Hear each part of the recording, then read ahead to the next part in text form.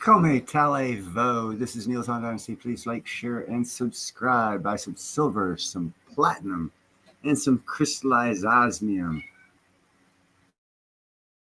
So advice is just good advice. Be kind, helpful, grateful. Like, share, subscribe. Oh, okay, I think I covered it all. Don't listen to me. Everything I say is to be taken with a grain of salt. Now that we got that out of the way, let's break into this boo-bah. And let's go to share screen and start this off with, here we go. Some outer space stuff. But first, this commercial here is a Cascade commercial. It's talking about Cascade Platinum Plus. The Platinum is the best Cascade out there, better than their gold and silver. It's the Platinum. Remove tough stuck-on foods. Cascade Platinum Plus. Even they know that Platinum is the best. Slide to the right and the card's blocked. Unlocked. Lock the chase. Because it has anomalies. It moves on a trajectory that is very unusual, is aligned with the orbit of the Earth around the Sun, and it will get extremely close to the inner planets, like, for example, Jupiter, Mars, or Venus. What's it will up, arrive Silver, closest Silver to the Shelby Sun when Stacker? the Earth is on the opposite side, so we won't be able to look at it. You know, the chance of this trajectory is less than 0.2% to be aligned with the orbit of the Earth around the Sun, less than 1 part in 20,000 to arrive so close to the other planets. And What's one up, wonders, Jeffro? could it be a design trajectory? Right on. The Appreciate you solar explaining. system has a new visitor, and this one is absolutely massive. Now designated 3I Atlas, it is the third confirmed interstellar object. Its orbital eccentricity is well above 1, which means the object is passing through our solar system once and escaping back to interstellar space for good. Detailed photos from the Vera C. Rubin Observatory have revealed that 3I Atlas is roughly 7 miles wide, making it the largest interstellar object ever detected, Right on, dwarfing Silver. Borisov, which was 0.6 miles wide, and Oumuamua, which was 0.2 miles wide. A team of scientists has found that the object is teeming with water ice, along with a mixture of organic molecules on the object. Yes, spectroscopic snapshots taken with the NASA infrared Gemini South reveal strong signatures of water ice mixed with carbon-rich minerals and silicates. The water appears chemically pristine, lacking the heavier isotopic fingerprints typically baked into comets formed inside our solar system. Models suggest this water could have frozen into the comet as far back as 7 billion years ago, well before Earth existed. This means that 3I Atlas preserves a record of a completely different planetary nursery, offering us a literal taste of another star's protoplanetary disk. These new findings strengthen the case that 3I Atlas is a comet, not a covert spacecraft from an advanced alien civilization. Or does it? The object is hurtling toward the Sun at nearly 130,000 miles per hour. It slices into the inner solar system on a steep, retrograde path. Astronomers have pinned several key milestones to their calendars, landmarks to watch, as this visitor races through our cosmic neighborhood. I have landmarks for this cosmic invader as well. One of them is right now. Every time I think about it and I have the bowl around me, I take a hit.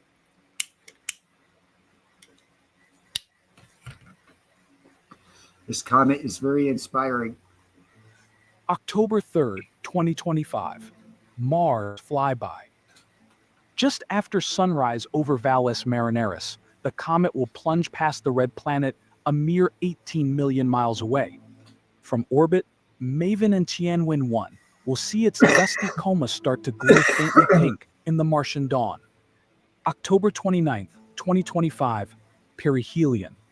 4 weeks later, 3I Atlas will sling behind the Sun, skimming to 1.36 astronomical units, which is about 130 million miles from the photosphere. Here, its speed peaks near 152,000 miles per hour.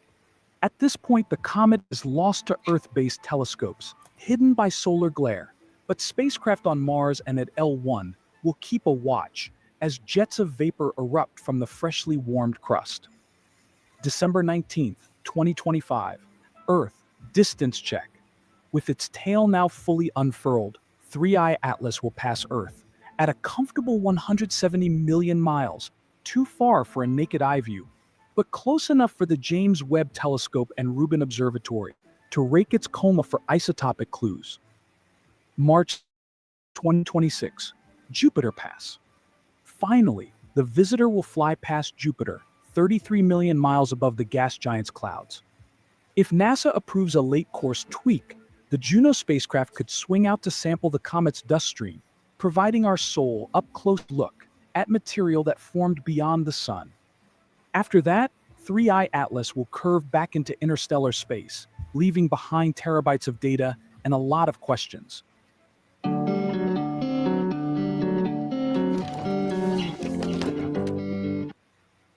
Yet, even before Now, a question I got is that's all speculative that it'll fly back out of our universe. What if it comes to a dead stop and then we get a message saying, E.T., come home?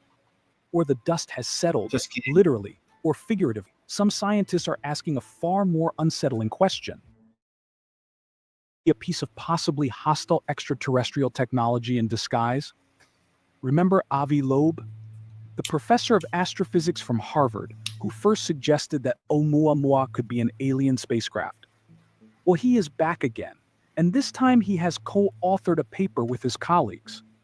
It's called Is the Interstellar Object 3I Atlas Alien Technology? In this research, he notes that the interstellar comet's generous size could easily conceal sophisticated instruments. He also invokes the dark forest hypothesis, a scenario where advanced civilizations hide their presence for fear of predatory rivals. Yeah, it's a Loeb drive-by. suggests They're going to 3I take Atlas shots at might us. be a disguised probe, passively mapping, or eavesdropping on our solar system. He points to its unusually high inbound speed and near retrograde inclination as possible engineering choices rather than mere coincidence. He also notes that 3I Atlas's path swings improbably close to Venus, Mars, and Jupiter, an alignment that could be intentional. Unusual fact about its trajectory is that it comes very close to the inner planets other than Earth, like Jupiter, Mars, or Venus. Given the trajectory, one can change the arrival time of this object, and only in 1 in 20,000 cases you end up with such a close proximity to the planets, because they orbit around the sun, and the chance of being so close to them is very small. He says the idea of alien civilizations sending their own galactic explorers isn't a stretch. Thank you, my friend. Humanity has stellar probes. Voyagers 1 and 2 have officially left the solar system, and Pioneers 10 and 11 are not far behind. Dude, I was going to do a story on one of those Voyager 1. It ran across, as soon as it left our galaxy, it ran across a plasma particles at 50,000 degrees centigrade, but it didn't burn the satellite because they were like few particles, few and far between, and it was like weird. I decided there was too much math and science involved, and I was having problems understanding it, so I didn't bring the story to you guys. He also argues that 3I What's up, Atlas Gerald? reaches perihelion on the far side of the sun could shield both the object and any devices it might deploy toward Earth from close scrutiny. But you better have some hash with you if you come in peace, baby. That's a nice picture. Loeb estimates that given its current velocity, 3I Atlas would have breached the solar system's outer fringe about 8,000 years ago, coincidentally around the time humans first developed the means to record their own history. He leaves unstated what significance, if any, he draws from that timing. Meanwhile, his collaborators point out that the object has yet to display the usual signatures of a comet. Spectral scans have not detected the volatile gases, such as cyanogen or diatomic carbon, that typically linger in a comet's coma, so its true nature remains unsettled. So could 3I Atlas actually be alien hardware? most experts say no. It's irresponsible science. This is just coincidence, the path that it comes through the solar system. There's a perfectly natural explanation for this. It is behaving like a regular comet, and the comet is just one of these primordial building blocks of planets made of dust and ice. And when it gets closer to the sunlight warms up the ice, and then it goes directly from a solid to a gas and pushes the dust off. So this looks just like a normal comet. Since the object was first spotted, astronomers have gathered a growing, and nearly all of them point to an ordinary comet. Images and spectra reveal the sort of dust jets and faint coma we expect when sunlight warms an icy nucleus. Yeah. As for the million unnatural volatile to be fingerprints, natural. gases like cyanogen or dicarbon, that glow when a comet gets closer to, it's simply too early. 3I Atlas is still well out in the cold. Few comets advertise those gases until they dive deeper into the inner solar system. Over the next few months, as it heats up, those telltale emissions should appear if it is indeed an icy. From images, we also saw that this object is active, which means that around the nucleus there is some coma, which is an indication that this object is in fact a comet. That sets it apart from Oumuamua, which showed no signs of outgassing at all. In fact, Atlas appears to be more like Borisov, a See, the only problem I have with this explanation is they are estimating this thing to be like 8 billion years old or 6-7 billion years old. And if it's outgassing around every sun that it goes by, I am sure it's passed more than 2 in a couple billion years, and it shouldn't be that big. That's my problem with that explanation. comet in behavior. And that raises an unsettling question. If Atlas and Borisov follow a familiar pattern, then why did Oumuamua break it? How did it just fly past us without anyone noticing until it was already leaving? The detection of 3I/Atlas makes Oumuamua seem even more alien. October 19th, 2017. Pan-STARRS 1 is scanning the night sky. At 1:22 Hawaiian Standard Time, a sliver of pixels dashes across the frame, noticeably faster than the usual background clutter.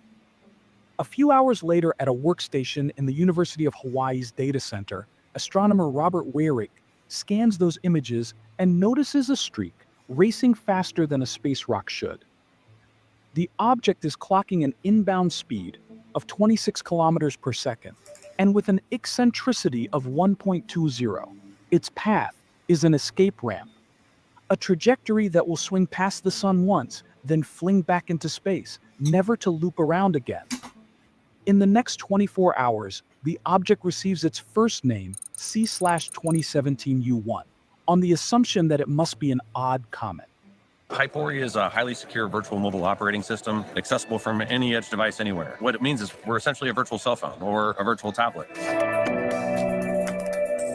The only thing we deliver to the edge device are pixels. The advantage of that is no Pixels. actual data. But the very next day, follow-up observations show no cometary tail, so the C is struck out, and it becomes A/2017 U1. However, even the asteroid label doesn't hold for long. So the International Astronomical Union coins an entirely new class, I for interstellar. And the visitor is officially named 1I 79, / 79, Oumuamua, 79. Hawaiian for scout. Astronomers realize that the object is moving away, fast, fading beyond 24th magnitude, and they have barely 40 days to measure and find out what it is before its trail goes dark. The visitor was speeding in at 26 kilometers per second, coming from the general direction of the star Vega in the constellation Lyra, Vega. the same patch of sky our own solar system is drifting toward. At its closest approach to the sun, it dipped well inside Mercury's orbit, just 38 million kilometers away, then swung out. Jeffrey, I was one of those kids back in the day. I stood in front of the mirror, turned the lights off in the bathroom, shut the door, said Bloody Mary 3 times just to see what the hell would happen. On a mirrored curve. And with no further nudges, it is headed toward Pegasus, vanishing out of sight for good. Now, backtracking that path through stellar maps is like trying to trace a single raindrop to the cloud. After tens or hundreds of millions of years adrift, gentle tugs from passing stars and galactic tides had blurred the trail. It is possible that in the turbulent youth of a distant planetary system, migrating giant planets hurled the fragment into interstellar space, where it drifted for ages until, by sheer luck, it crossed our neighborhood in 2017. Or is it? Photometry collected by multiple observatories around the world showed that every 7.3 hours, the object's light surged almost tenfold, then faded just as sharply. Such wild swings point to a body that's either extra long or extra flat and tumbling end over end, like a cigar or perhaps a saucer seen edge on. Because no telescope has ever resolved the object itself, even to this day, both shapes remain on the table. And then came the biggest shocker. When the European Space Agency traced its path past one astronomical unit, Oumuamua showed to have gotten a sudden acceleration. The nudge is small, about 5 millionths of a meter per second squared, yet it shows up clearly in every data set. That level of acceleration would normally point to comet-style jets, but any outgassing should leave a visible dust or gas cloud. Instead, every telescope saw a perfectly clean trail. No dust, no vapor. Solar radiation pressure at that distance is far too weak to produce such a push unless the object has an extraordinarily high surface area to mass ratio, as if it were an impossibly thin sheet. No natural process can create something hundreds of meters across, yet thinner than a sheet of paper. So what were we looking at? To get to the bottom of it, NASA turned its Spitzer Space Telescope to lock its infrared eye on Oumuamua for 30 hours. Spitzer can detect the warm dust of ordinary comets a few kilometers across, even beyond 2 astronomical units.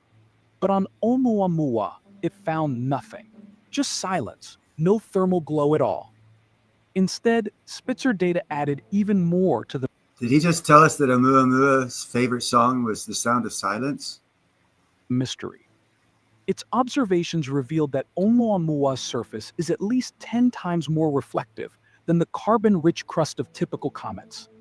So, could its surface be metallic? In late 2018, Harvard's Avi Loeb and his team ran the numbers in a paper for the astrophysical journal Letters.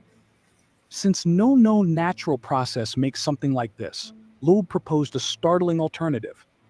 Perhaps we were looking at artificial light sail technology, a derelict probe or piece of spacecraft sent from another star. Their bold hypothesis lit up headlines around the world.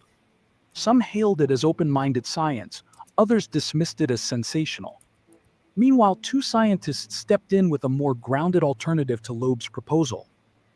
Daryl Seligman and Jennifer Bergner pointed that when water ice sits in the cold depths of space, just a few degrees above absolute zero, cosmic rays can crack hydrogen molecules free and trap them in tiny pockets. Over millions of years, an ice chunk becomes a hidden hydrogen reservoir. As it warms above about 40 Kelvin during a close pass by the sun, that trapped gas seeps out like an invisible jet, nudging the body forward, yet leaving no dust, no carbon dioxide, and no heat signature for our infrared telescopes to catch. They coined these stealthy objects dark comets. This theory accounts for the unexpected push and the spotless trail, offering a natural explanation rather than artificial. Yeah, but now if you see that graph they just showed, that it was taken around the, let me see if I can't get back to it. Oh, hell, I can't find it. Somewhere back here. Scopes to catch. They coined these stealthy objects dark comets. This theory accounts for That right there, the trajectory of Oumuamua, right? Now, if you go check the projected trajectory of this other object, it's totally different. the unexpected push and the spotless trail, offering a natural explanation rather than artificial. Since their study, astronomers have uncovered a growing family of these stealthy bodies. Check this out. No, we won't check this out. We'll stop the share screen. How's that? Let's see. Let's go to, this is why a couple of, about 2.5 years ago, I made a bet with James Anderson of ST Bullion. And the bet was which big bank would fail first. And he said that he was putting his taco. We bet one taco. He was betting the taco that Chase Manhattan would fall first. And I told him, I said, nope, it's going to be Bank of America. Having said that, let's see what this report is about. On China, Chairman John Moolenaar sent subpoenas to JP Morgan CEO Jamie Dimon and Bank of America CEO Brian Moynihan over their roles in underwriting the IPO of Chinese battery manufacturer CATL. The company is a key player in China's military-civil fusion strategy. It is part of the Chinese military. They've developed dual-use technology with both commercial and military applications. Bank of America told Fox Business, Hey, what's up, we've Hunter? had constructive engagement with the committee Chad. and will continue to engage. JP Morgan declining to comment. Joining me now is the man himself who sent the letters and the subpoenas. Michigan Congressman John Moolenaar is the chairman of the House Select Committee on China. He issued those subpoenas. Mr. Chairman, thanks so much for being with us. Tell us why you issued those subpoenas, sir. Well, this goes back to the springtime when we started first working with the two banks to understand their leadership role in this IPO out of Hong Kong. And we asked very significant questions in a very polite way for information, because this is kind of the tip of the iceberg of companies receiving American investor dollars through Hong Kong. And we wanted to know why they were bankrolling a company that is on the Chinese military list. The Pentagon describes them as a Chinese military company. Also, Commerce says they're controlled by the Chinese government. We wanted to understand this better. So the subpoenas are a result of the fact that they've really stonewalled the information. They said they did due diligence, but we simply want to know how they came to those conclusions and to assure that investors are not investing in a Chinese military buildup. But, I mean, they blew you off, right? I mean, they went and they took the company public. They did, and they also, when we requested information, they basically sent us press clippings. So it's not that they have been working with us constructively. They've been stonewalling, and this was the way to get information from them that is vital, because ultimately, I don't believe, and I don't think the American people want to fund the Chinese military buildup. Yeah, I mean, so what are you going to do about it? I mean, how far are you going to go over this? Because, we have talked so much about this issue with all of these Chinese companies traded on U.S. exchanges. I asked Paul Atkins about it, the Securities and Exchange Commission chairman.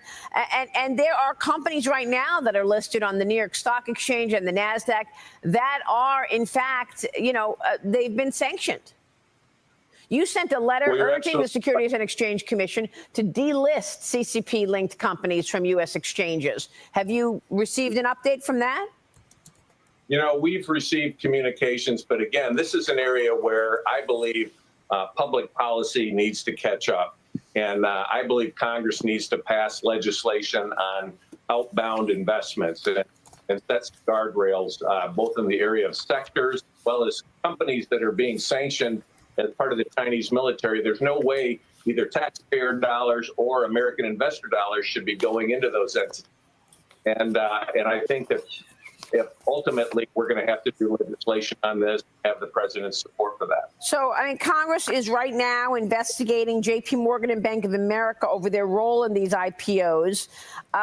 It includes that subpoena. And you've got two congressional leaders demanding that the SEC explain how U.S. investors are being adequately protected against, investing in these companies. How are investors being protected from your standpoint? If I'm an ordinary investor and I see Chinese stocks traded on U.S. exchanges and I say, oh, well, maybe there's a growth story there, and I invest in those companies, how am I protected? Well, to your point, you are not protected. And that's the problem here. The Chinese national security laws prevent these companies from communicating information that would enable us to understand the ties to the Chinese military or the Chinese Communist Party. Often these are shell companies located in other parts of the world. And so you aren't really getting the same kind of confidence that you would And so I think investors need to be wary, and I think these leaders need to be held accountable for this. I mean, how much is this going to affect, do you think, a trade deal? Because you know that if the U.S. pulls this lever and pulls these stocks off of U.S. exchanges, I mean, the capital markets in America are the deepest capital markets in the world, the Boy, safest howdy. in the world. If, in fact, this pressure, goes higher, and in fact, you see a move to pull these What's stocks up, Mike? off of U.S. exchanges, is that going to affect the president's ability to do a trade deal with China? Or maybe China doesn't make any concessions, and then the president is forced to fight back? What if you could get rid of long tent setup forever? Oh, cool. Setting up tents should be Make it easier for 79. I think China will leverage every advantage they have in these trade negotiations, critical minerals, technologies, and this will be one of the areas that they will try and leverage in the negotiation. I have confidence our president's an excellent negotiator, but we have to recognize China's under Xi Jinping's leadership. They're threatening a takeover of Taiwan. They're aggressively intimidating neighbors in the Philippines, Japan, South Korea, Taiwan. They're, the way they're communicating right now, they're on a wartime footing with their military industrial buildup. So I think we have to recognize that we wouldn't have done business with the Soviet Union. You look at who the partners, the life partners of China. It's Russia, North Korea, Iran. And so why are we helping them build their military industrial complex? That's a great point, Congressman. Really important point. I want to get to the Panama Canal in that vein as well. But let me ask you this before I get there. Would you like to see the president do an executive order that could force U.S. exchanges to delist Chinese companies? Because he could do that by adding those companies to the 1260H list of companies with ties to China's military. Through executive order, the president can do this. I believe he should. And that right there is the, pardon the pun, the Trump card in trade negotiations. And he should bring that up in his meetings with Xi Jinping. I think, when it comes to the Chinese military, we have to recognize they are directed by the Chinese Communist Party, and there is no private sector between, So their civil companies should not military be in our fusion. stock market. They do not have the autonomy that we do here in the United States, where the government's job is to secure the right people. And so I think that kind of action would be helpful, and at least bring that to the table as part of a negotiation. So what do y'all think about?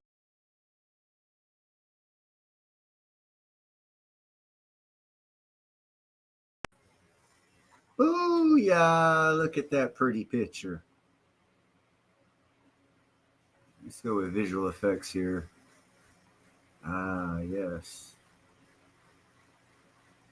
The beautiful Casa. It's a Chi-Chi pet. We just haven't poured water on him yet. He's going to grow cauliflowers out his ears.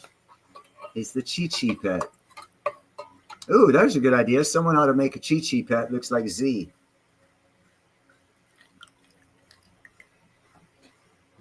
Have it grow red peppers out his butt. That'd be cool. So what y'all think about that? What you think about that?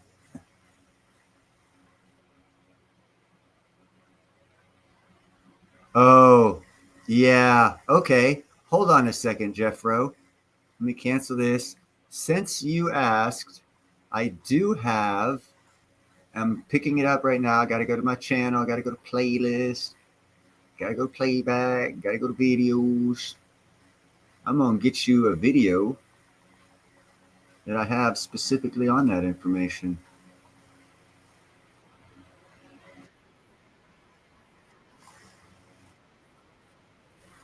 Ah, shit.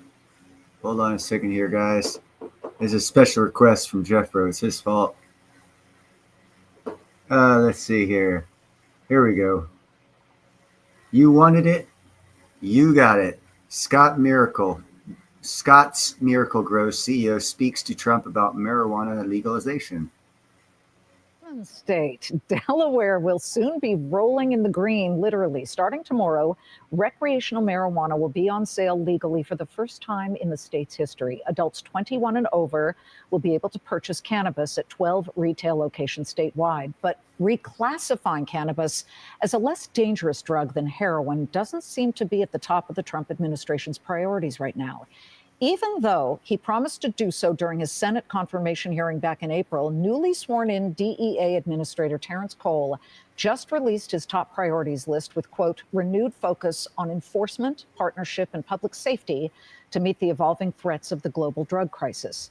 Missing from that list, reviewing where the DEA stands on the proposed rule to reclassify cannabis from a Schedule I drug, which includes deadly fentanyl and LSD, to a Schedule III drug under the Controlled Substances Act.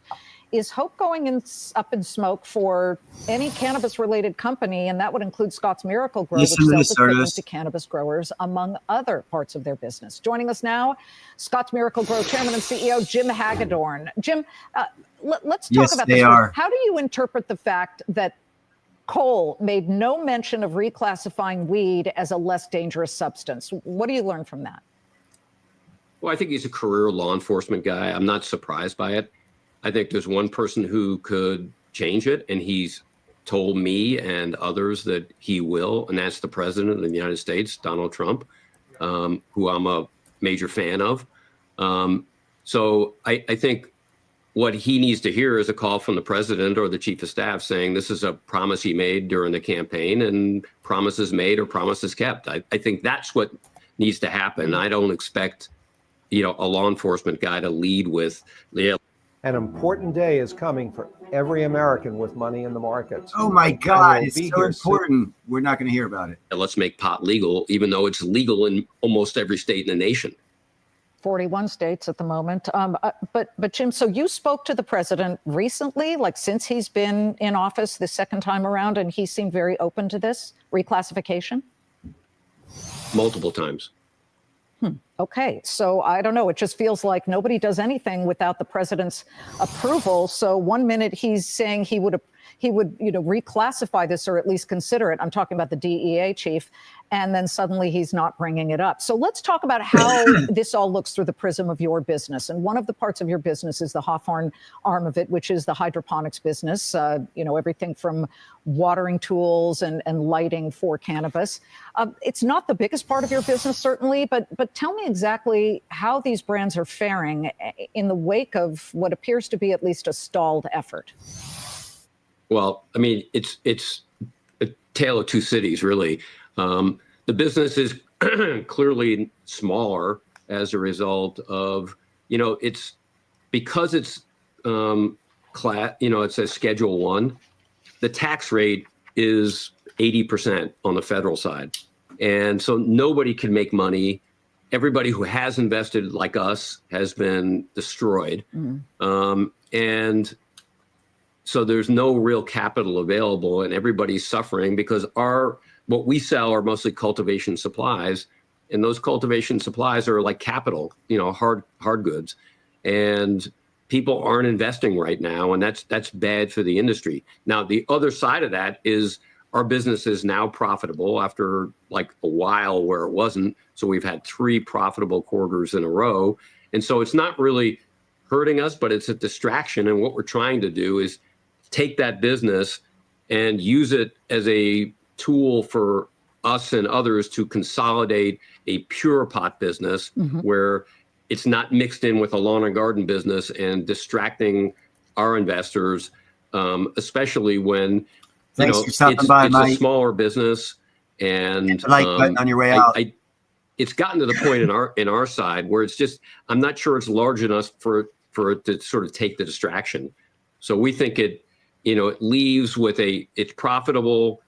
It's got a very stable business. It's got a great management team. It doesn't have any tax issues because it's not a pot business. It's a supply business. It's legal. And so, and it's got no debt, which a lot of these companies have both regular debt, which is, kind of 15% debt, and they have tax debt. So our business as a addition to a pot company, I think will really help people's balance sheet. And it sort of puts it where it should be, where it's investors who are interested in pot and not lawn and garden investors who are sort of tired of the whole thing. Interesting. Hold on a second here. I've got a reason why the DEA didn't talk about the rescheduling. You want to know why? Neil is here from Neil's Hunt Dynasty to tell you why the DEA did not talk about rescheduling. Let's see. Based on provided information, the Drug Enforcement Agency and the Department of Justice have not yet officially rescheduled marijuana. However, significant steps have been taken in that direction. Here's a summary of the current status. In May 2024, the Department of Justice stated Attorney General Merrick Garland had proposed regulation to start the formal process to consider removing marijuana from Schedule 1 to Schedule 3 under the Controlled Substance Act. This proposed change followed a recommendation from the Department of Health and Human Services in August 2023. The Health and Human Services found that marijuana has a currently accepted medical use. Hold on, let me scroll down here and continue on with this. In August 2024, the DEA announced a hearing on the proposal initially scheduled for January 1st, 2025. However, the hearing was postponed till January 20th. What? Due to an appeal.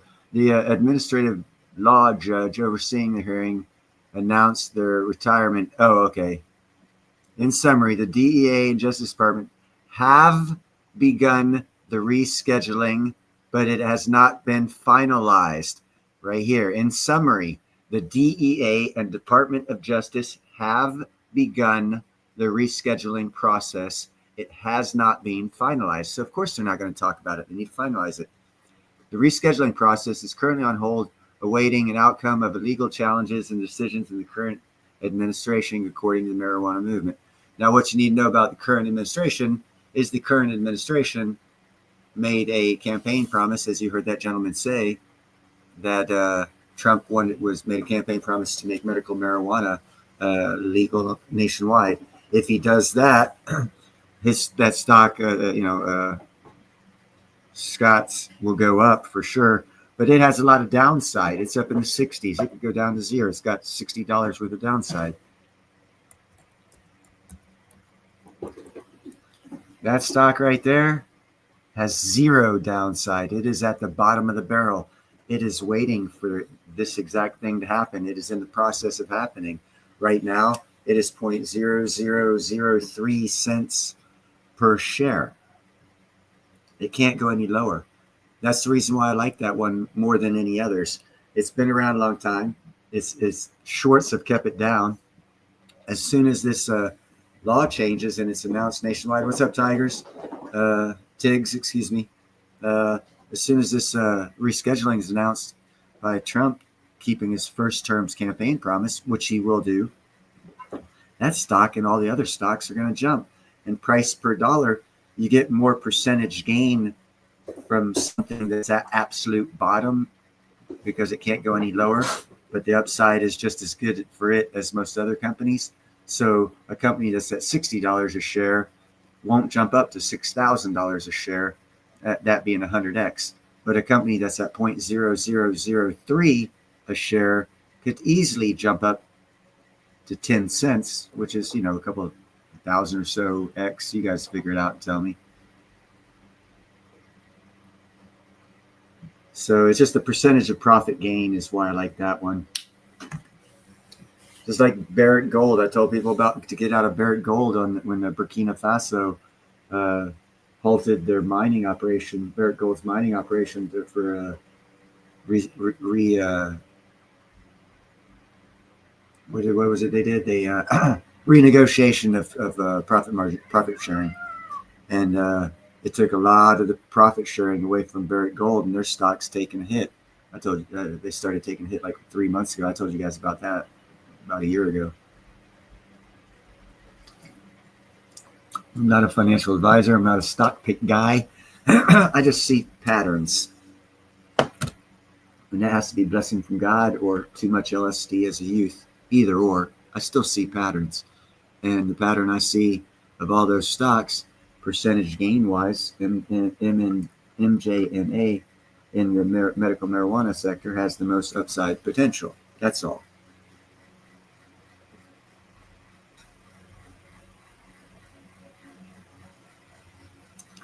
You guys still talking about nickel? I might not say I was the first one to walk away. Everyone else is quite late.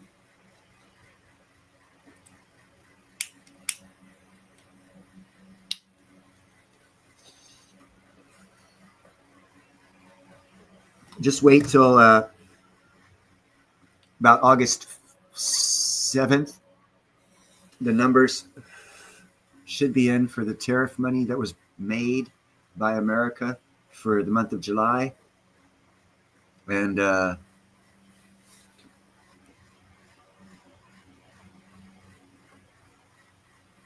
you'll see the tariffs, I think, I don't recall the number right off the top of my head. I think it was like 60 billion the first month. But none of the new tariffs had been, I mean, a lot of them hadn't been solidified. They're still like put on hold and whatnot. So I think July, most of them were solidified and put in place. Most of them. So the numbers, I'm anticipating $200 to $300 billion worth of tariff money. Well, no, excuse me.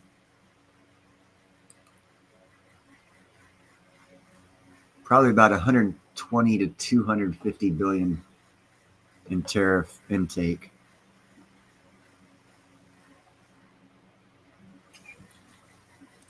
Hey, you guys, Rachel Maddow stayed on the TV for so long because people like nickel, okay? Everyone has to have a job.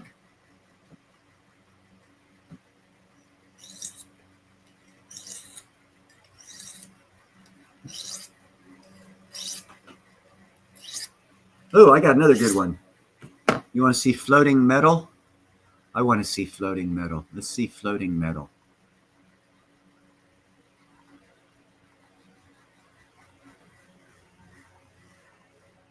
Showing you how you can make the world's densest metal float. So I have in my hand here 1 gram of osmium. Osmium is the densest metal on Earth. It's around twice as dense as lead. The other cool thing about osmium is its pale blue color. It's one of the only metals that has this naturally pale blue color like this. Now, osmium metal by itself is relatively safe, but it can form an oxide with the air called osmium tetroxide, and it's one of the most toxic substances there is. Let me show you just how dense this is. So this tiny little bit here weighs 1 gram. For comparison, this is 1 gram of lead. And here it is compared to one of the least dense metals on Earth, sodium metal. So this is about 1 gram of sodium metal. Look at it compared to my osmium. That's just so crazy that both of these metals, completely solid throughout it, can have such different densities. This little tiny bead of osmium weighs as much as this big chunk of sodium. So why is osmium so dense? Well, if you look at its place on the periodic table, you'll see that it isn't the heaviest atom. Its atomic number is only 76. There are many other atoms that are much heavier. But if we look at its atomic radius, you'll see for the number of protons it has, it's very small. The reason this happens is really interesting because the inner electrons have to orbit the nucleus so fast because there are so many attractive protons in the center. And they go so fast that due to relativistic effects, the electron's mass increases, and that makes it orbit even closer to the nucleus. So this, in effect, makes the atoms smaller. But this happens to a lot of other heavy atoms as well. The third factor is how the atoms are stacked together. They stack together in a hexagonal close-packed pattern. This stacking is the densest way which you can fit a regular pattern of spheres together. So because osmium is so dense, that means that it's going to sink in every other liquid. But there actually is a way to make it float. Now, regular buoyancy happens when you displace a volume of fluid with something else. And if the volume of fluid weighs more than the thing you replaced it with, then it will cause that thing to float up. So for osmium, because it's the densest thing in the world, the fluid that it's in can't weigh more than it, so the osmium will always sink.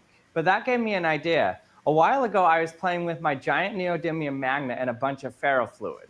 And I noticed that when you put the ferrofluid on the magnet, there's an extra pressure that you get when you submerge your hand in the liquid. It feels like there's really strong buoyancy pushing your hand out of the liquid. So when the ferrofluid is on the magnet, you can see that when I drop a coin in it, the coin just pops right out. So I can easily float the coin on the surface. Now, the reason this happens is because of something called secondary buoyancy. This happens when there's an extra force besides gravity making a buoyancy term.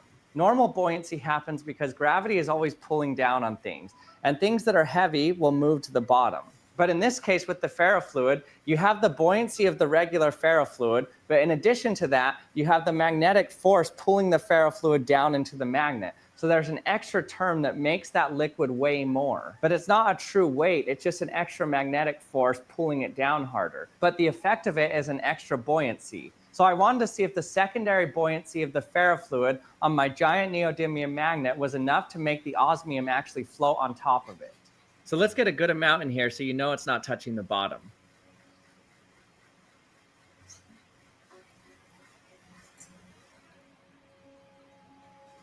Man, that fluid is kick-ass. Okay, so I have this liquid right here. You can see this is just a normal liquid. So let's see if our osmium actually floats on it. Here we go. 3, 2, 1. Nope. Whoa, it's on the surface right there. Really? Look at it bouncing up and down. It's literally floating on the surface. It's not sinking. So you can see how deep this is, but somehow the osmium is still floating on it. When I put my finger on it, it has a ton of force pushing my finger back up. As soon as I remove it from the magnet, it only has the gravity term in there causing the buoyancy. Okay, so he already had sinks. it on the magnet. But when I move it back over the magnet, it now adds that magnetic term to it, and so it causes the osmium to float to the top.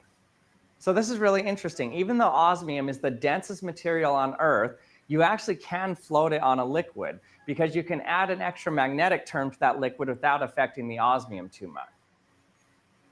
79, you are such an experiment of science. It's exciting.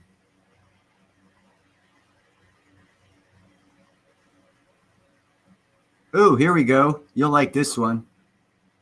Actually, you should love this one. Undecided with Matt Farrell. I'm going to give him a thumbs up, even though he has 43,000 of them. Why mushrooms are starting to replace everything.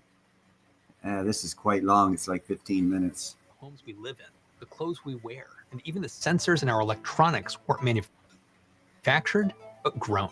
Mycelium, the root structure of fungi, is shaking up everything from sustainable construction to meatless bacon. It's turning agricultural waste into walls, hemp into compostable packaging, and fungal threads into leather that even luxury brands are eyeing. This mushroom material is set to insulate the facade of a 300-unit housing project in California. And now innovators are swapping out the sensors of robots for the electrical pulses of living mycelium. So how long until mycelium is just as ubiquitous as wood, metal, and plastic? I'm Matt Farrell. Welcome to Undecided. This video is brought to you by Incogni. I get requests all the time to follow up on exciting breakthroughs that I've covered in the past. You know, a sort of where are they now for renewable technologies? No, they're talking about making shoes and houses. With new uses for mushroom mycelium sprouting up in the newsfeed, I toured the farm of the company that pioneered it all, Ecovative. It's not meatless. Most homeowners pay 40% more for the exact same. They walked me through the process of turning mushroom roots into versatile, sustainable materials. But first, what even is mycelium? When we think of mushrooms, we picture portobello caps, forest fungi, or maybe Smurfette's house. But these are just the fruiting bodies. The real magic of mushroom happens underground. Beneath the soil surface, a vast network of mycelium threads acts as both roots and stomach, digesting and absorbing organic matter. These threads, called hyphae, are tubular structures that intertwine to form lightweight, lattice-resembling foam. Dig into the forest floor and you'll find this white mycelium network weaving through dirt and wood, acting as a natural binder. This ability to glue loose materials together is what first fascinated Eben Bayer and Gavin McIntyre, the duo who dreamed up the mass farming and use of mycelium as a self-assembling, sustainable material. They mix mycelium with agricultural waste like corn stover or hemp herds, put it in a mold, and let nature do its thing. Fueled by plant matter, mycelium grows to fill the mold, forming an all-natural compostable foam. This happens fast. In just 4 days, a rigid mycelium structure is ready to be popped out of the mold, then grown for another 2 days until its surface is coated with a soft, velvety layer of mycelium. Once it's baked at a low temperature to stop the growth. By the way, just a side note, I can get those foamy things there, the mushroomy things, the mycelia thingies, and stick them around my beehives and spray it with water. And the bees will go down and drink the water off the mycelia. It turns their immune system on. Growth is ready for whatever application its creator thought up. For Bayer and McIntyre, that was mushroom packaging, which is the product that launched Ecovative into the green economy. Their packaging has been used by Dell, Steelcase, and Emma Watson's gin brand, with much of it manufactured under license in the US, Europe, and even down under. Today, the mycelium-based packaging market is valued at nearly $85 million. And as more companies adopt greener packaging, it's projected to grow more than 9% annually, reaching over $200 million by 2034.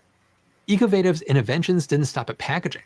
While touring a massive indoor mushroom farm in the Netherlands, where mushroom caps are grown on straw and picked by hand, Bayer got the idea to grow mycelium indoors as giant mushroom slabs. Saw rooms like this, these big beds, and I realized that this was like the most automated, scaled mycelium infrastructure on the planet, devoted to growing this one very specific monocrop. And I had the vision of this, like, hey, what if we could create this biopolymer in our lab at this scale at a really low cost? This is the mycelium technology I went to see for myself. It's a novel mushroom architecture grown from a strain of oyster mushroom plucked off of a tree in Troy, New York. Forget the mulch, this is pure mycelium, and it's unlocking a whole new realm of material possibilities. Looks like the world might just be Ecovative's oyster. They're calling it air mycelium. But yeah, this is 12 days worth of growth. And you can see it just has a nice tissue texture. So this is like the future of indoor farming. That's Lacey Davidson, who let me pull a bit of the mycelium off with a glove. Oh, wow. The future of houses. Khaki? That is wild. Future of shoes. This is low energy, low resource farming. Unlike plants, mushrooms don't need grow lights. In fact, mycelium hates light. It thrives in the dark on damp sawdust and wood chips, upcycling waste into versatile building blocks. Water use is minimized too. You hydrate the wood chips, more water is released from the digestion of the wood chips. And then, while this room's really misty, we're mostly just recirculating this humid air that the moisture kind of respirates. That moisture-laden air is blown around the indoor farm to mimic the mist and breeze of a forest. Once the mycelium reaches a point where it's fully matured, but not yet sprouting, the giant racks it's grown on transform into conveyor belts, sliding thick sheets of mycelium right off the ends for automated harvesting. On just 1 acre of land, Ecovative's mycelium farm produces 3 million square feet of material each year. That's nearly 700,000 square meters of mycelium per hectare. But what's truly remarkable is air mycelium's versatility. It slices 2 ways to create 2 totally different products, leather pants and pocket bacon. But before we get into the surprisingly stylish side of mushrooms, and yes, leather pants are involved, let's take a quick pause. While mycelium might be growing out of the dark, your personal data shouldn't be. It's kind of shocking how easy it is to find your personal details online. Well, today's sponsor, Incogni, can help. Seriously, slabs of mycelium can be compressed with rollers and embossed to create an all-natural looking leather, with stretch, drape, and toughness of the real thing. That's a huge win for sustainability, because the traditional tanning process for cowhide is both chemical heavy and water intensive. Ecovative's Forager leather, on the other hand, it gets to skip like the nasty parts, right? Like all the chromes, all the salts, all the deputrification. None of that has to happen. It just instantly goes in. Right. And there's also other added benefits where it's less time in the tumbler. So it doesn't take as long and as much water. So less energy, less water. Right. What is power? The better question is, how much of it can you handle? Mycelium leather is also grown in just 9 days and produces half the emissions of conventional leather. It's cheaper too, ringing up at just 18 to 28 cents per square meter, compared to $5.81 to $6.24 for raw cowhide. And unlike vinyl and polyurethane-based pleathers, Forager leather is biodegradable. It breaks down like real leather instead of hanging around like plastic. Since I last covered Ecovative's mycelium-based leather, the company has partnered with Danish footwear brand Eco. Together, they're refining the leather-making process to produce custom-grown materials for shoes and accessories. And in 2025, Ecovative is scaling up in a big way. It's set to commercialize its leather with major brands already lining up like Calvin Klein, Tommy Hilfiger, and Veja among them. And Ecovative isn't the only company advancing mycelium-based textiles or mycotextiles. MycoWorks, based in California, is turning reishi mushrooms into luxury leather. It's already found its way into Hermes handbags.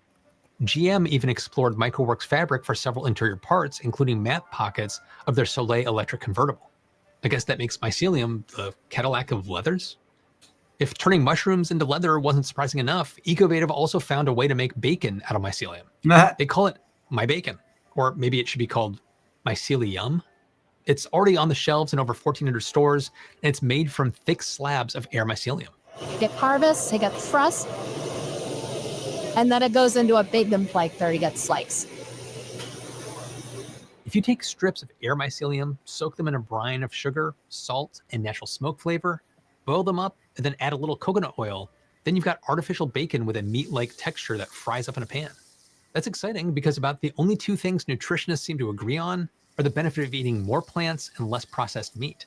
It's also exciting for the planet, as making this bacon uses a lot less land, water, feed stuff, and, well, pigs. This growth chamber is 1 acre of plants, of all of them. Okay. That can do 1 million pounds of my bacon annually on 1 acre of land.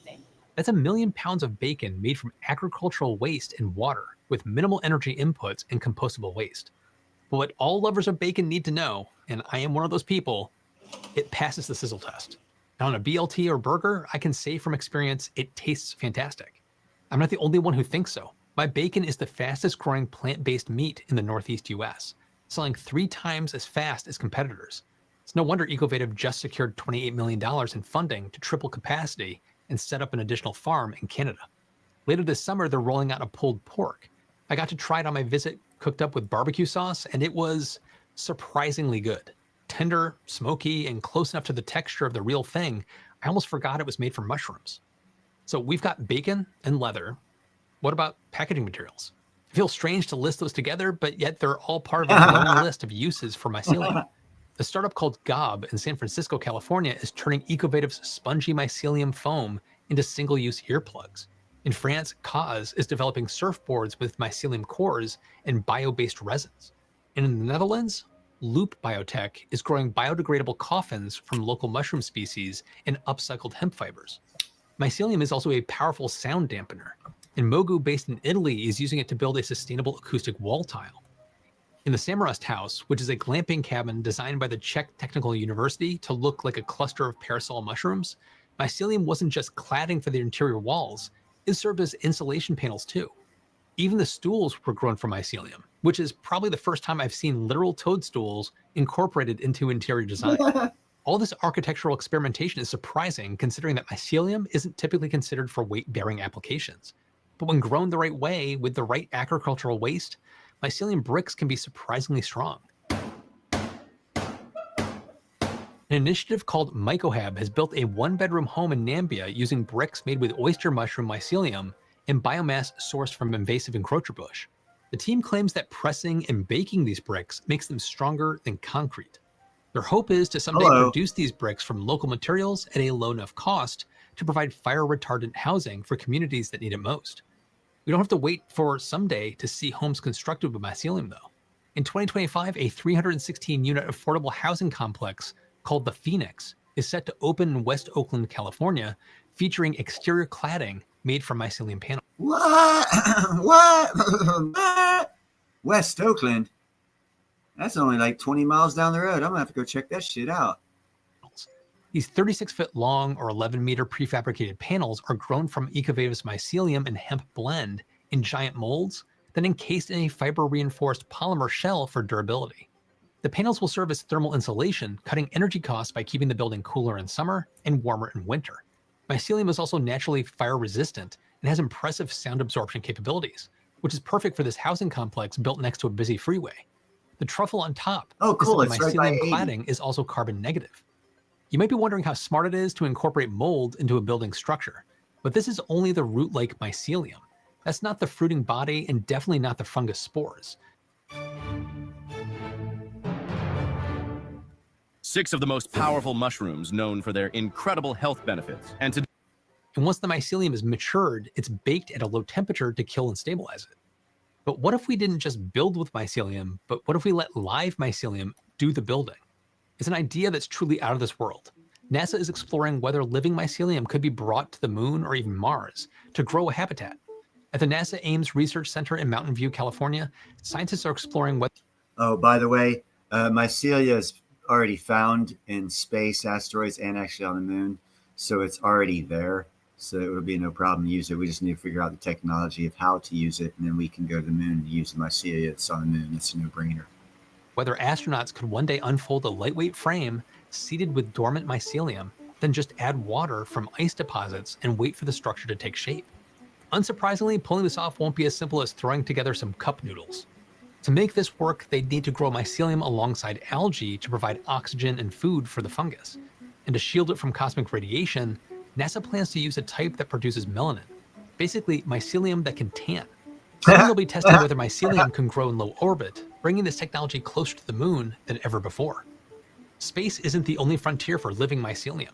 Here on Earth, scientists are finding wild new ways to tap into its natural abilities, like turning it into living sensors for robots.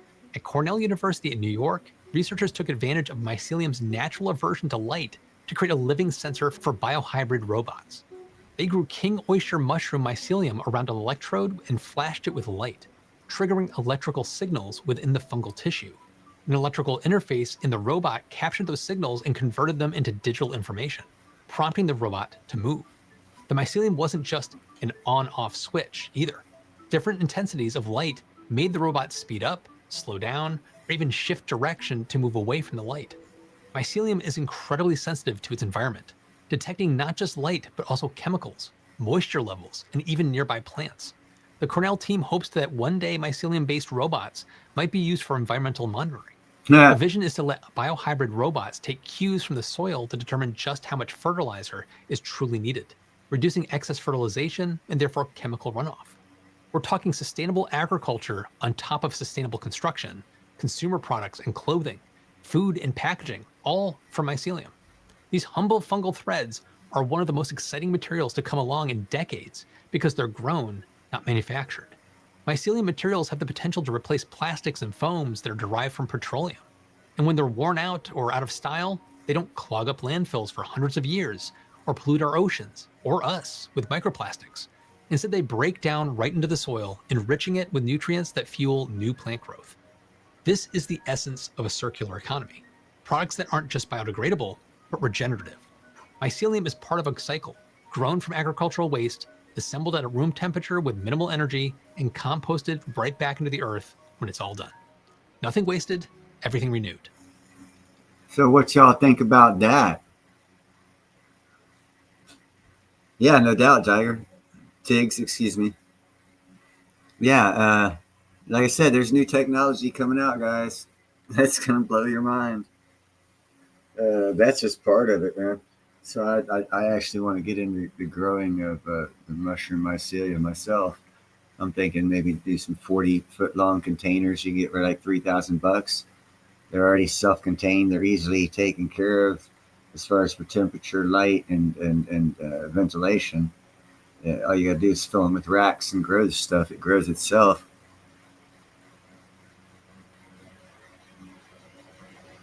No, I have. I have not.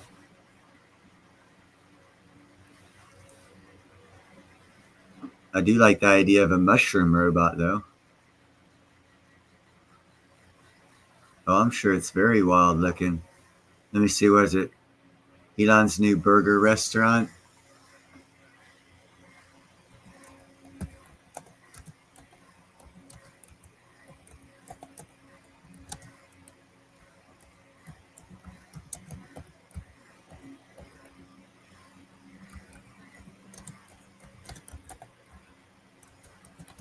I'm going to see if I can't get a video here real quick.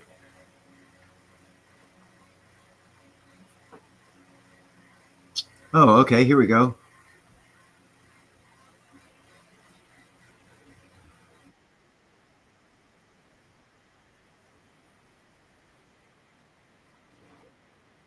Okay, hold on a second, guys. Let me...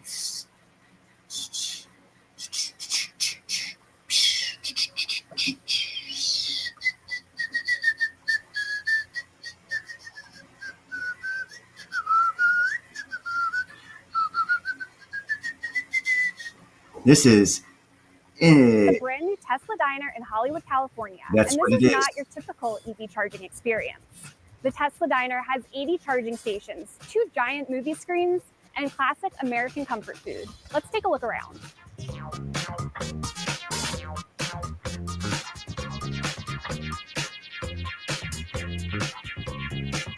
It feels kind of like Disneyland, but for adults or Tesla owners.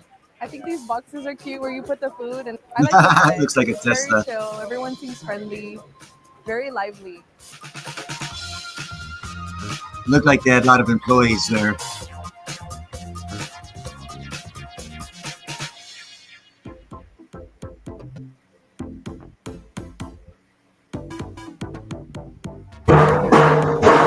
Tesla is calling the design retro-futuristic. The metal exterior of the 2-story restaurant resembles the company's Cybertruck, with indoor seating downstairs and an outdoor sky pad for dining and movie watching upstairs. Gotta love cats. While Little you're critters charging make a your lot car, of you can noise. order food and catch a movie on the 2 66-foot tall mega screens. Inside, you can order on the touchscreens with menu options including the Tesla burger, fried chicken and waffles, a cinnamon roll, and more. We got our order. We have the grilled cheese, side of bacon with electric sauce, and then we got the Tesla burger. They also have this souvenir cup, which we ordered for our drinks. Our Nice. sandwiches came in these really cute Cybertruck boxes. Good burger. Nice char on the patty. I like the bun too.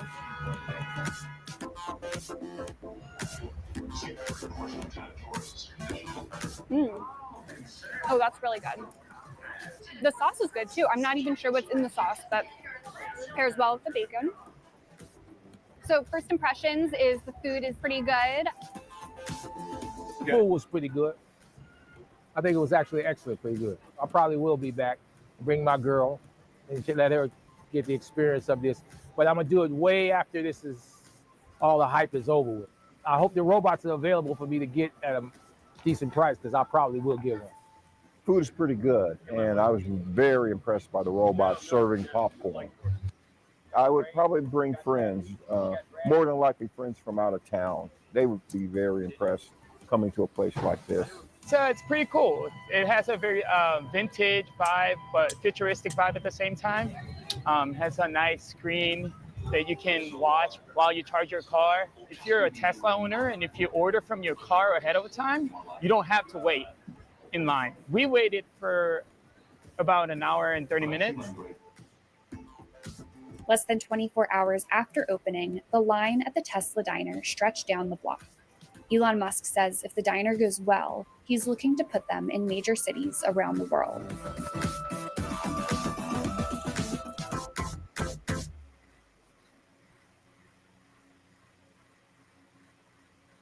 I guess that answers your question there, Jethro. Later, Zardos. Good night, my friend.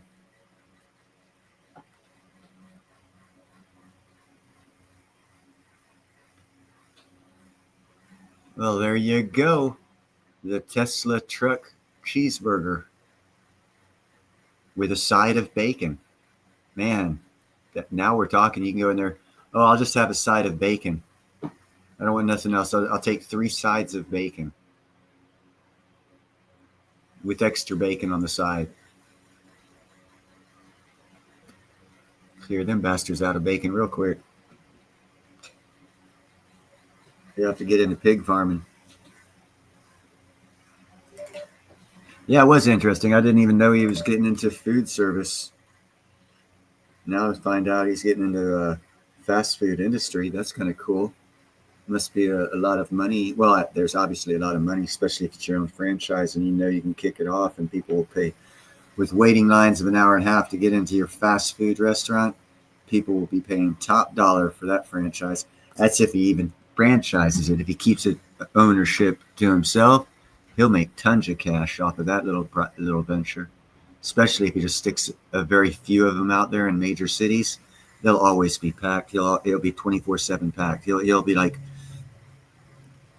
it'll be one of the things I don't like about stock market is that type of business. If it was a public company, it would be showing outstanding profits, but actual minimal impact on the on the economy because there's so few of them. But the stock price would go through the roof because it's good business, and that gives a false, number to, which is what happens now anyhow. False number to the what's up, pseudoscience, to the numbers they give on the stock market, the averages.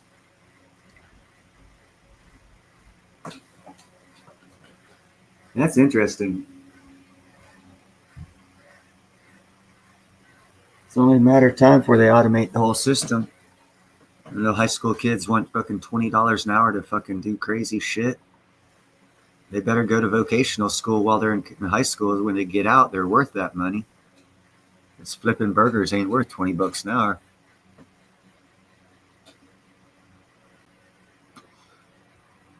That's actually a slap in the face to a 30-year fucking tradesman.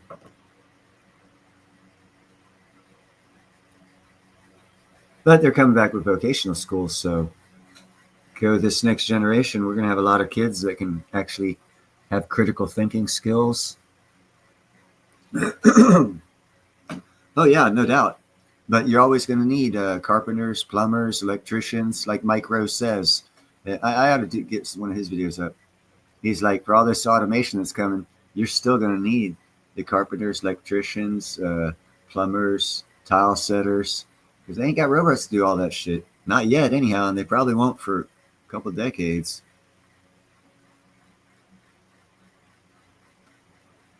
Tiggs, you know what you're eating. If as much as possible, you can get it from well-sourced locations. And what I mean by that, and it's expensive right now out here, and I'm only speaking for myself, and not every farmer's market has this, but there's a local rancher. He's got a ranch on the north end of the Mount Diablo in the East Bay, and he sells free-range meat from his ranch. He sells it local. It's like $13 a pound, though, but it's guaranteed. I know him. I know his family. I used to live in Concord, which is real close to the west end of their ranch. We used to play paintball on his property. He didn't want us to, but we did anyhow. It was a big farm. He never knew. But and you get your vegetables, plant as many of them as possible. We get as many fruit trees as possible in the area you're at, or have access to farmers markets, for which big cities they don't have. And that's the sucky ass thing about living in a big city. They force you, by living in a big city or working in a big city, to eat unhealthy, which means you're going to have high doctor bills and die young, younger than you should. Well, I tell you what, girlfriend, or excuse me, Tiggs, with some of the horror stories of some of those employees spitting in the food and dropping hair and clipping their nails and putting in the food, I would rather have a machine do it. Not that I would eat that food anyhow, because it's not food.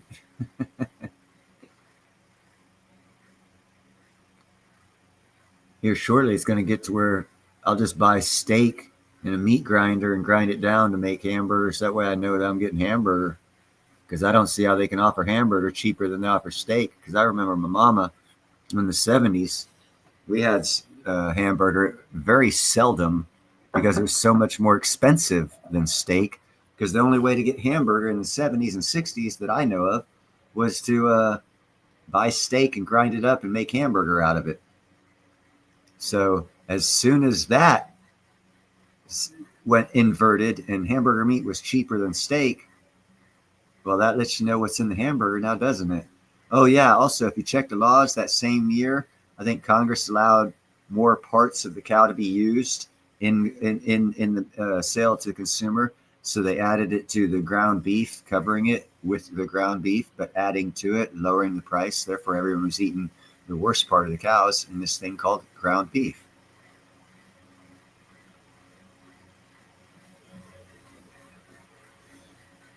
So yeah, that's how that works. That's why you should always try and be neighborly to people every now and once a month, every 2 months, get together, have a potluck, have people push fresh shit, and just get that trend going. And once it gets going in a year or two in your neighborhood, more people start eating healthy, bringing over healthier snacks to the get-togethers and healthier foods. And then all of a sudden, everyone's feeling better, eating better, living longer, being happier. You just don't, it'd be nice to go around everyone and just touch a switch on them that makes them think proper. But we were born into this stupid ass system. It's going to take a lot to get out of it. And none of us know what it's like because it's been around longer than most of us have been alive. The food pyramid, all that stuff.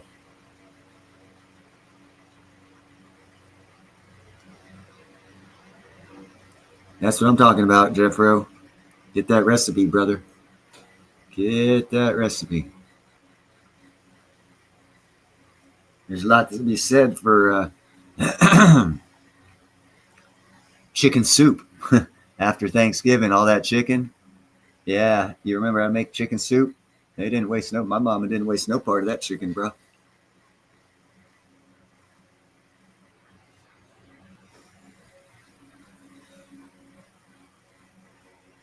And red beans and rice with sausage was pretty big because it's filling, it's nutritious, and it's cheap.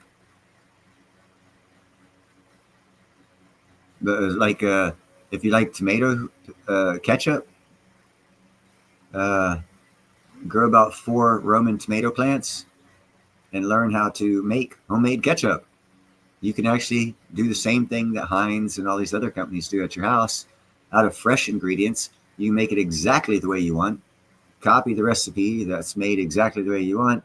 And every year, in the next year, find out how many tomatoes you need to make the amount of ketchup you use for a year and make your own ketchup.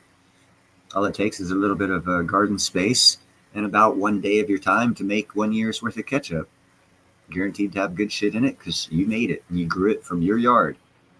Just takes a little bit of your time. Yeah, you know what I'm talking about. Yeah. And if you, if you're in an area where you like if you like guacamole and that kind of stuff, and you're in the area, man, get some avocado trees going, dude. You can, man, there's so many things you can use avocados if you're, or get an organization together in your town where you take like some unused nasty property and you have the town turn it over to your organization to do a you grow it or something like that on that property that's unused by your local city or small town. And, grow some trees, fruit trees, nut trees, stuff like that. Yeah, we have one here in Vallejo, man. Vallejo's a crappy ass town. And we have like 2 areas in town where it's about a 1/4 acre where people can just go grow whatever the hell they want. Throw trees in there, do all this other stuff, fruit, nut trees, bushes, berries, grow corn, all this other stuff. So it's being made available even in cities because we don't have really. Well, we have Muir Island, but no one's allowed to fucking do anything with that. But again, neighbor, because avocado trees grow in this zonage that I'm in. Neighbor has an avocado tree. We have 2 fig trees, 2 different styles of orange trees. I've got the Valencia. It's got the smaller style, like nectarine style. We got a grapefruit tree, a peach tree. We have peppermint, rosemary.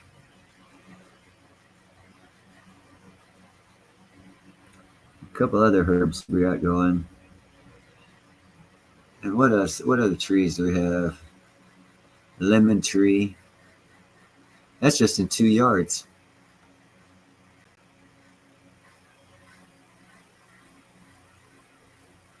Yeah, they don't really go well if they're in bad neighborhoods, but they have them. You know what I'm saying? You probably know what they look like. Yeah, after a while, especially if you defund the police, those areas aren't worth going to. I mean, find a way to make money like online on a side gig or something and move to a smaller town where you can have a 1/3 of an acre of a yard. On a 1/3 of an acre, you can grow 30% of the food that your family will need.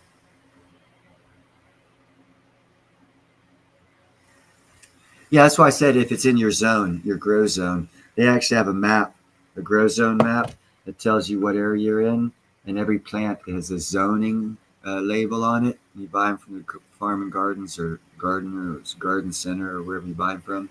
You look at the zones, and then you got to also look to see if there's shade, partial shade, full sun, and then you work out and then you go home and map out your yard. Takes a couple days. Look where the sun goes. See where you have to put shade plants and trees, but stuff like that. Figure out a good layout plan for your yard, and then go to town.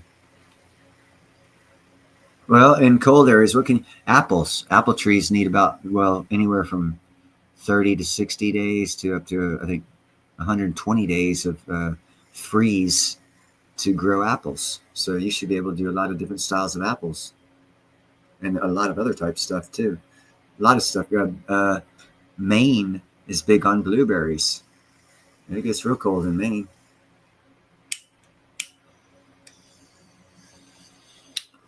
How do I know that? Because a lot of farmers are calling for pollinators for Maine's blueberry fields.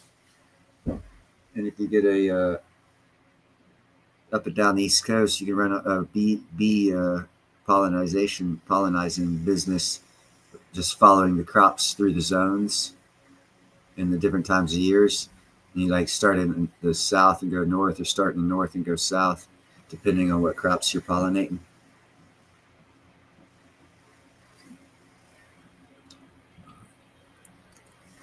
Yep, lemons. You can do lemons up there. I'm sure there's a couple of type nut trees that do well in the colder climates as well. Like I said, blueberries, you can have blueberry bushes, near up and underneath and near the bottoms of those trees, to where the decent sunlight, partial shade. And just lay out a good little garden and set it up.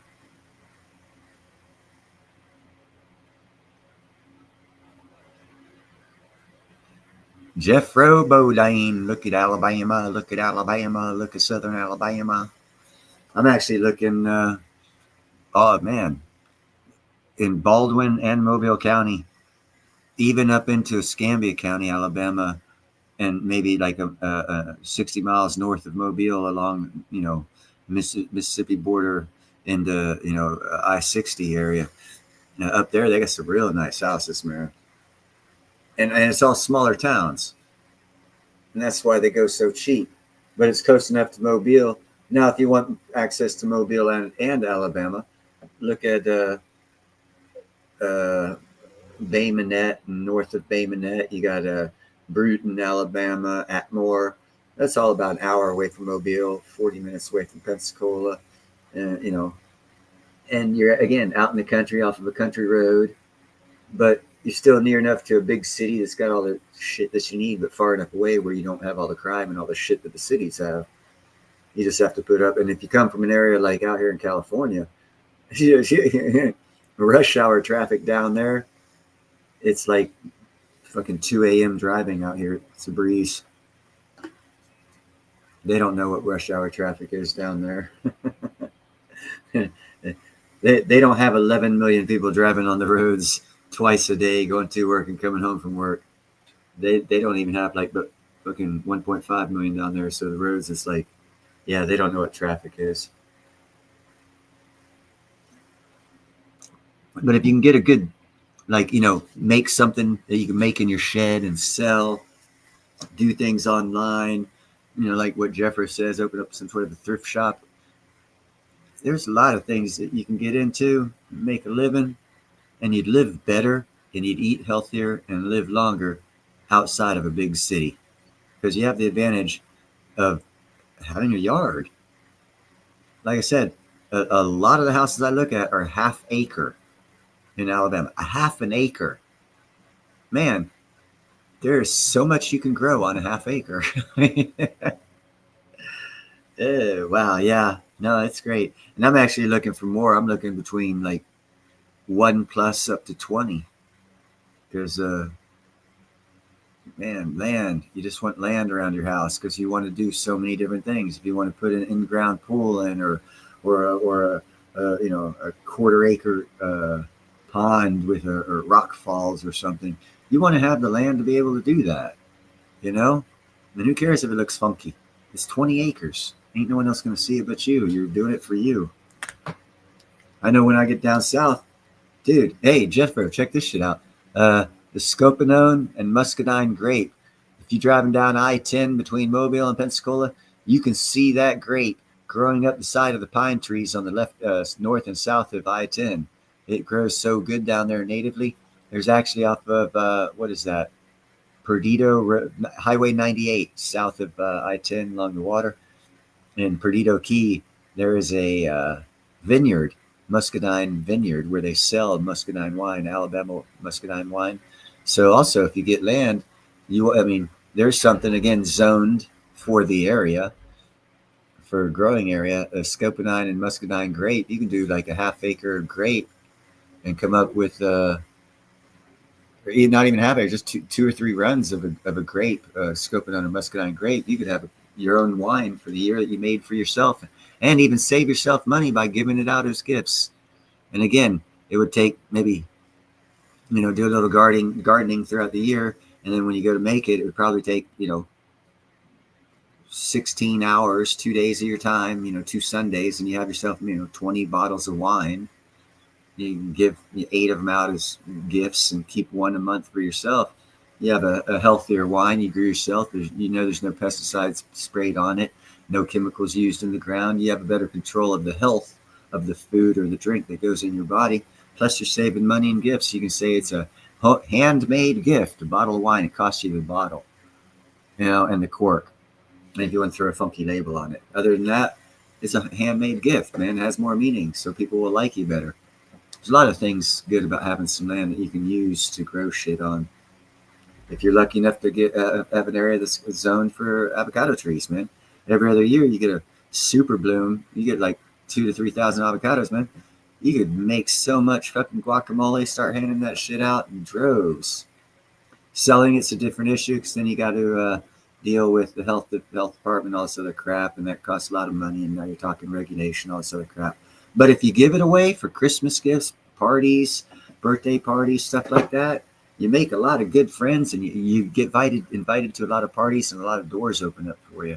Another reason to do stuff like that. Be kind, helpful, and grateful.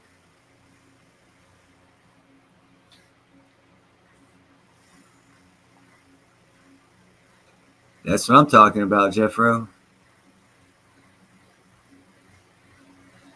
It grows down there. Here's a FYI. The country of France averages spending $14 million a year lobbying to keep the Muscadine and the Scopanone grape out of stores and off the shelves of supermarkets and alcohol places, because they don't want it to take any of their market share.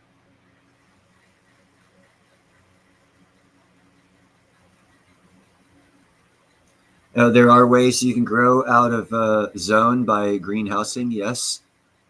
I'm actually, I know it's not zoned, but wherever I end up with a lot of land down in Alabama, whether it's my recreational property, recreational events property, or my own personal property, I want to get 2 greenhouses for 2 different sub things. One would be, I want to grow the cocoa plant that makes chocolate. I want to make my own chocolate. And I want to make a lot of it. And I want to grow enough grapes. Not when I say a lot, I don't want to make it sell and make $1 trillion off of it. Some people just go crazy with the thoughts. No, I want to make enough for me, because I don't want to spend money on chocolate. And I'm really not sure how Hershey's makes their chocolate. I don't know how clean their environment is. I don't know if someone spit in the mix. I'd rather have if I can, and when I can get the land to do this kind of thing and the money to do this kind of thing, that's what I will do. I want to have a greenhouse for basically bananas and cocoa, since it's basically the same temperature zone. So if you're going to do a greenhouse, you want to mix up what you grow. But basically, I want to grow my own chocolate plant, lots of them, to where I can make my own chocolate. You can make beer and wine out of pretty much any fruit. I had a friend in Concord 24 years ago. He made wine in his backyard out of a plum. It was pretty damn good.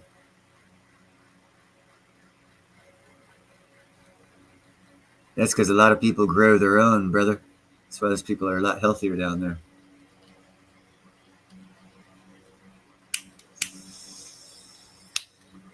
They know the value of food, real food.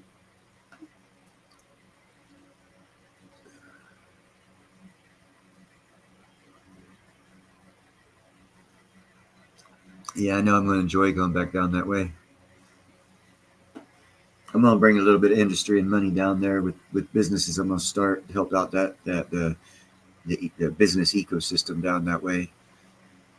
Actually, in all of Alabama, I'm going to get started in LLC. We're going to probably buy like 150 acres north of I-20 in between Atlanta and Birmingham or Montgomery. It might be a south of 20, around 20. Probably like 15 miles away from ideally 15 miles away from the Georgia-Alabama border. Because on the festivals and events properties, you average a 90-mile draw. So wherever your land is, 90 miles in any direction, draw a circle, and the amount of people that live in that area. There's a mathematical number you can go by to determine an approximate amount of people that will go to a festival or event at any certain time and point. So you can calculate your profit margin due to different festivals and events and times of the year that you have it. And in that area, there's like a 3 to 4 million people draw, which can bring in about $500,000 per event after taxes and expenses. So it's a good business, part-time business, makes decent money. Plus you get land.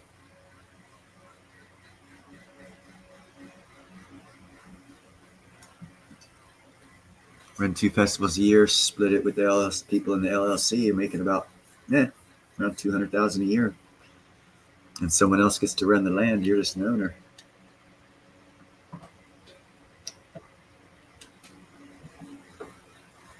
Yeah, we don't want to know about that one. Peanuts. Now you're going back to Jimmy Carter's brother.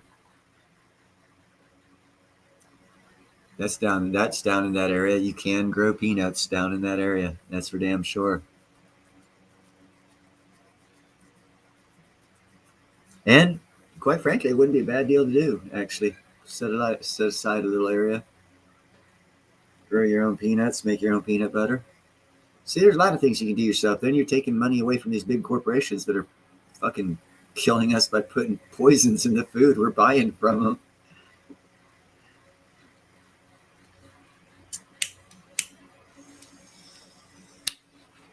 Then you start getting into the study of holistic and natural medicines and foods. You start living longer, feeling better. All right, well, I'm going to let you people go. I appreciate you guys coming in here. Thank you very much. I hope what I showed you guys was interesting. And just remember, look at... it's not financial advice. It's just good advice. It has no downside. 0 downside. Throw $100 at it. You might like it by the end of the year. And yeah, you guys have a great evening. Thank you for stopping by. Thank you for hitting the thumbs up. And have a great Friday.